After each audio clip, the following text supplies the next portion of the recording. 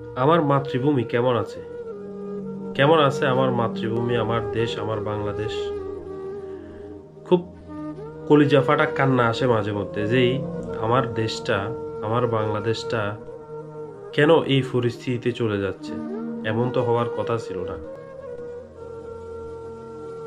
বাংলাদেশে এই পর্যন্ত যেই আসে সেই ক্ষমতায় বসলে ভুলে যায় যে আগে তো আমার বাংলাদেশের জন্য কাজ করতে হবে। যেই আসে প্রতিশোধের নেশায় মুক্ত হয়ে যায়। যেই আসে, কি একটা দেশ, কি একটা জাতি পাইছি আমরা। আহা, আমার দেশটার শান্তি হইল না, আমার দেশের মানুষগুলা আর শান্তিতে ঘুমাইতে পারলো না। এই গেল, সে আসলো, সে গেল, এ আসলো।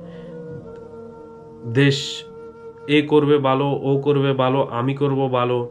দিন শেষে বাংলাদেশ আর ভালো হলো না। কবে আমরা ভালো হব বলেন?